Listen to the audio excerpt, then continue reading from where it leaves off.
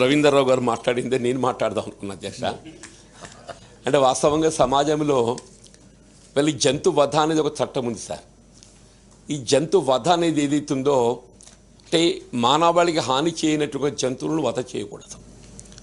అంతేగాని ఏదైతుందో ఈ పిచ్చి కుక్కలు ఏదైతుందో ఇట్స్ మ్యాడ్, అవి సమాజానికి హాని చేస్తున్నాయి, మానవాళికి హాని చేస్తున్నాయి. అటువంటి పిచ్చి కుక్కలను చంపకూడదని నిషేధం ఎక్కడ లేదు. దయచేసి చట్టం అనేది మనం దాన్ని పరిశీలించాలి. ఇవాళ ఏదితో హైకోర్టు సూచనలే కానీ జంతు ప్రేమికులే కానీ జంతు ప్రేమికులు అనేది సమాజానికి హాని చేయనట్టుగా జంతువుల గురించి తప్పకుండా అందరం ప్రేమ చూపెట్టాలి.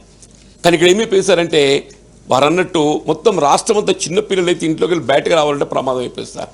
చిన్నపిల్లలు ప్రతి దినము వందల సంఖ్యలు రిపోర్ట్ అవుతున్నాయి. ప్రతి దినం వందల సంఖ్యలు రిపోర్ట్ అవుతున్నాయి. డెత్స్, క్యాజువాలిటీస్ కూడా మనం గమనిస్తున్నాం అధ్యక్ష అని చెప్పంటుంది. వీళ్ళ మున్సిపాలిటీస్కు రిపోర్ట్ చేస్తే మాకు చంపడానికి అనుమతి లేదు, మేము చంపలేమని చెప్పంటారు. గ్రామ పంచాయతీకి రిపోర్ట్ చేస్తే మేము చంపడానికి అనుమతి లేవని చెప్పంటారు. నేను మీ ద్వారా ప్రభుత్వాన్ని కోరేది ఏంటంటే వీళ్ళు మీరు పిచ్చి కుక్కలను ఐడెంటిఫై చేయండి సార్ అని చెప్పంటున్నా. పిచ్చి కుక్కలను చంపడానికి ఏ విధంగా నిషేధం లేదు. మనకున్న చట్టం అనేది ఏదైతే ఉందో ఏ విధమైనటువంటి మానవాళికి హాని చేయనట్టుగా జంతువులను మనం చంపకూడదు, మట్టు పెట్టకూడదు.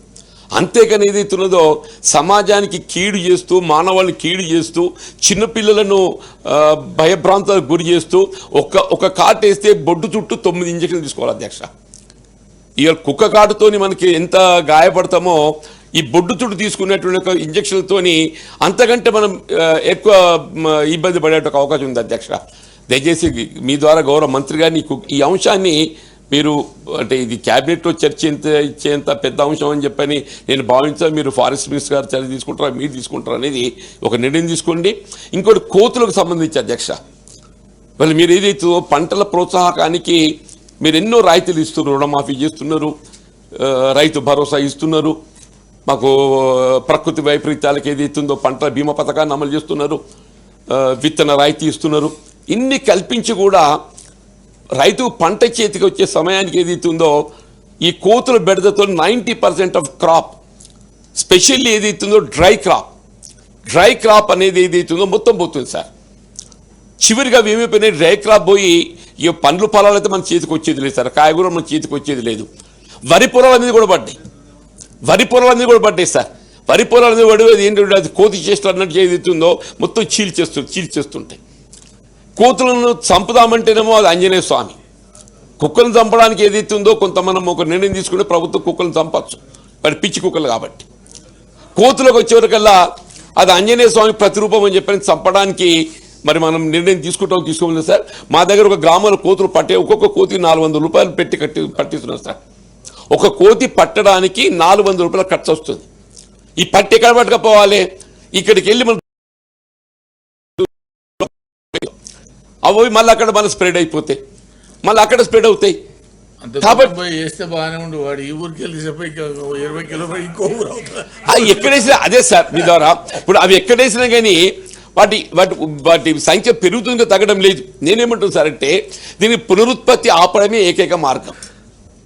పునరుత్పత్తి, స్టెరిలైజేషన్. నేను గతంలో కూడా ప్రభుత్వాలు సూచన చేశాను. నేను ఈ స్టెరిలైజేషన్ కేంద్రాలు ఏదైతుందో మీరు నిర్మల్ ఒకటి పెట్టామని చెప్పిండ్రు. ఇది ఒక్క కేంద్రంతో నిలుపుదల చేసేది సరిపెట్టేది కాదు. నా దృష్టిలో మీరు ఫస్ట్ ఫేజ్లో జిల్లా కూడా పెట్టండి. నాకు తెలిసి సార్ హిమాచల్ ప్రదేశ్లోనైతే దీనికి ఒక సపరేట్ మంత్రిత్వ శాఖ ఉన్నది. కోతుల నివారణ కొరకు ఏదైతుందో సపరేట్ మంత్రిత్వ శాఖ ఉన్నది. ఇప్పుడు మనకి ఈ శాఖ ఏదైతుందో గౌరవ వ్యవసాయ శాఖ మాత్రం పరిధిలో ఉందని చెప్పి నేను భావిస్తున్నాను. ఎందుకంటే పంటలను కాపాడాల్సిన బాధ్యత వారిది కాబట్టి ఇవాళ మీరు పంటలు కాపాడాలని మీరు ఇచ్చే ఇన్సెంటివ్స్ మనకి ఎంత ప్రోత్సాహం ఇస్తున్నారో ఆ ఇన్సెంటివ్స్కు తోడు ఈ కోతుల బెడదతో ఏదైతుందో మాకు నివారణ కల్పిస్తే మీరు ఇచ్చేటువంటి ఒక రాయితీలకు ఫలితాలు కనబడితే దయచేసి దీనికి స్టెరిలైజేషన్ పునరుత్పత్తి కేంద్రాలు ఏదైతే మొదటి విడతగా మీరు 33 జిల్లాలు ఉన్నాయి సార్, 33 జిల్లాలు 33 కేంద్రాలు పెట్టండి. వీలైనంత వరకు ఏదైతుందో మీరు స్టెరిలైజ్ ఎట్లయితే పునరుత్పత్తి చేస్తారో ఒకటి కత్తిరింది ఎరకబెట్టుంది. మీరు దేనికి స్టెరిలైజ్ చేసామో తెలియాలి కదా సార్.